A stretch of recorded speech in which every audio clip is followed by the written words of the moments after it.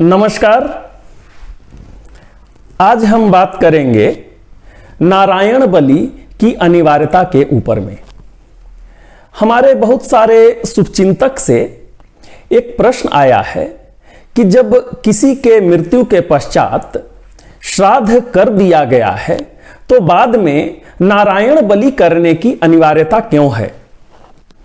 तो सबसे पहले आप ऐसा समझ लीजिए कि हमारे गरुड़ पुराण में किसी के अकाल मृत्यु होने के बाद नारायण बलि को अनिवार्य बतलाया गया है।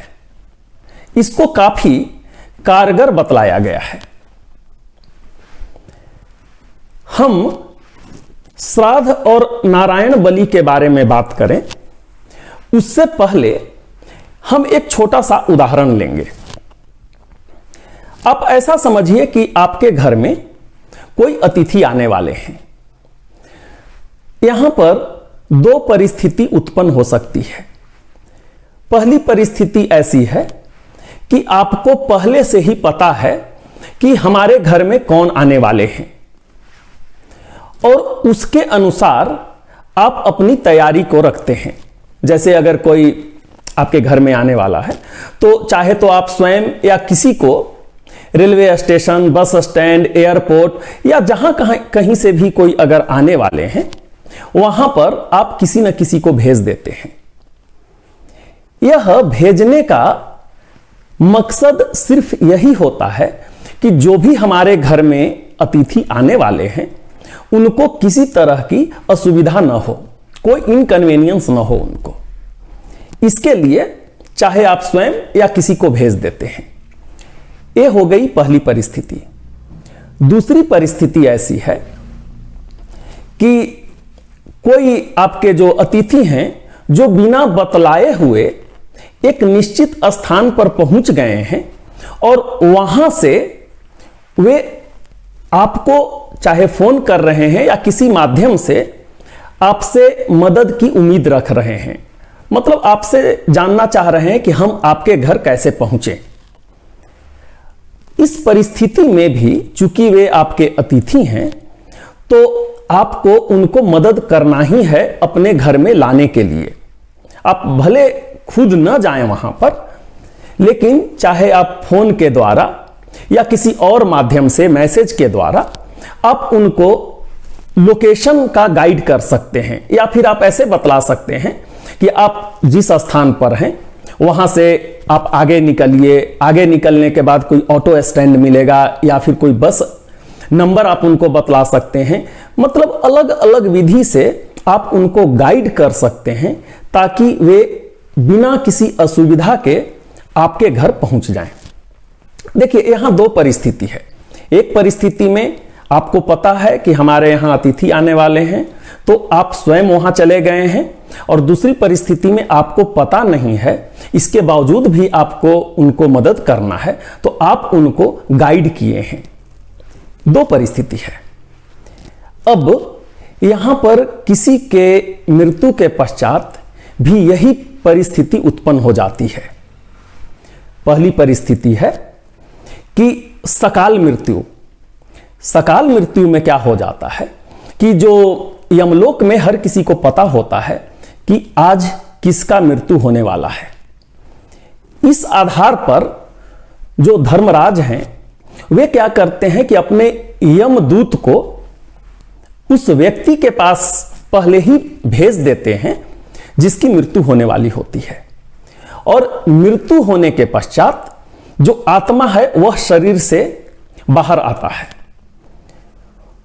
वह आत्मा की रखवाली जो है यमदूत के द्वारा किया जाता है, और यमदूत जो हैं उस स्थान पर जहां पर मृत्यु हुई है 12 दिन के लिए रहते हैं। और 12 दिन का जो भी कार्यक्रम है जिसको हम लोग श्राद्ध बोलते हैं, इस कार्यक्रम के बाद उस सूक्ष्म शरीर को या फिर आत्मा को लेकर के धरती लोक से यमलोक की ओर प्रस्थान करते हैं, जिनको यमलोक पहुंचने में 1 साल का समय लग जाता है। तो अब यहां ये देखिए कि श्राद्ध और नारायण बलि दोनों में अंतर क्या है? श्राद्ध जो है एक विधि है, इस विधि में जो आत्मा है या जो सूक्ष्म शरीर है उसको तैयार किया जाता है, एक लोक से दूसरे लोक में पहुंचने के लायक बनाया जाता है। गरुड़ पुराण में इसका वर्णन है कि जब हम पिंड जब देते हैं तो पहला पिंड से उस सूक्ष्म शरीर का कौन सा अंग बनता है, दूसरा पिंड से क्या होता है, तीसरा पिंड से कौन सा अंग बनता है, यह पूरा का पूरा वर्णन है। हम इसके बारे में ज्यादा डिटेल में नहीं जाएंगे क्योंकि ये आज का विषय हमारा यह नहीं है। आप सिर्फ इतना समझिए कि जो श्राद्ध है एक विधि है जिसके द्वारा एक सूक्ष्म शरीर को या आत्मा को उस लायक बना देते हैं जिससे कि वे यमदूत के साथ में यमलोक जाने के लायक बन जाएं। यह क्लियर कट आप समझ लीजिए। यह हो गया श्राद्ध। अब दूसरी परिस्थिति है जिसको हम बात करेंगे नारायण बलि। नारायण बलि की अनिवार्यता क्यों है, यही आज का मुख्य हमारा विषय है। जैसा कि प्रश्न आया था कि जब श्राद्ध कर ही लिया गया है तो फिर नारायण बलि की अनिवार्यता क्यों है। अब यहां पर जिस तरीका से थोड़ी देर पहले हम आपको एक उदाहरण दिए थे कि एक परिस्थिति है जब आपके घर में कोई अतिथि आते हैं जिसमें आपको पता होता है तो आप खुद लाने के लिए जाते हैं। दूसरी परिस्थिति ऐसा है कि आपको पता नहीं है परंतु आप उनको गाइड कर रहे हैं। यहां पर ही नारायण बलि का अनिवार्यता हो जाता है। यहां पे अब जैसे देखिए, अकाल मृत्यु होने के कारण में जो यमदूत होते हैं वे पहुंच नहीं पाते हैं। जो आत्मा है वो शरीर से बाहर आ चुकी है। अब आत्मा को या जो सूक्ष्म शरीर है उसको श्राद्ध के माध्यम से तो हम यम लोक जाने के लायक बना दिए हैं। श्राद्ध हम कर दिए हैं जिससे आत्मा जो है यमलोक में मतलब जाने के लायक बन गया है वो।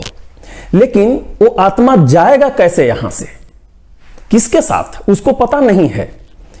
अब उस आत्मा को एक गाइडेंस की जरूरत है कि धरती लोक से वो मतलब जो यमलोक है वहां पर कैसे जाए, उसको एक गाइडेंस की जरूरत है। वही गाइडेंस जो है नारायण बलि के माध्यम से करवाया जाता है। मतलब श्राद्ध के द्वारा आत्मा को इस लायक बना दिया जाता है कि वह धरती से मतलब यमलोक में पहुंच सके।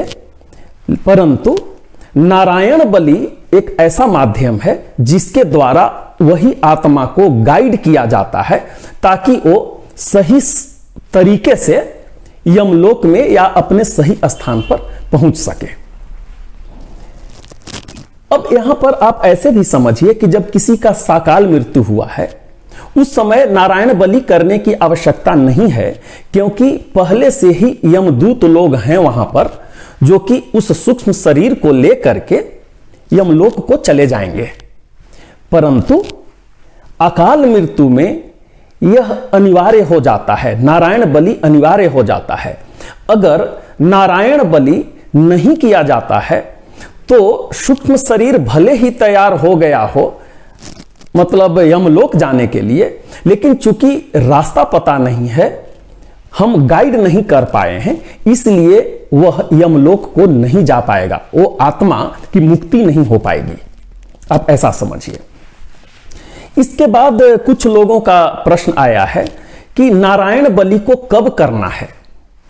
आप ऐसे समझिए कि श्राद्ध के साथ में ही आपको नारायण बलि करना है। मतलब एक तरफ से आप सूक्ष्म शरीर को तैयार कीजिए जिससे कि यमलोक पहुंच सके, और दूसरे तरफ से नारायण बलि भी करना है, आपको गाइड भी करना है कि तैयार होने के बाद उसको किस विधि से कैसे धरती लोक से यमलोक में पहुंचाया जा सके। तो हम उम्मीद करते हैं कि यह मेरा विषय आपको पसंद आया होगा। और अगर आपके मन में किसी भी तरह का कोई प्रश्न है तो आप हमारे कमेंट सेक्शन में जाकर अपना प्रश्न लिखिए, हम उसका उत्तर देने का कोशिश करेंगे।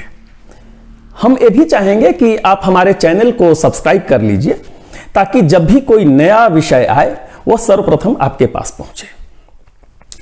तो बहुत ही जल्द हम आपके समक्ष नए विषय के साथ उपस्थित होंगे। तब तक के लिए हम आपसे विदा लेते हैं। बहुत बहुत धन्यवाद। नमस्कार।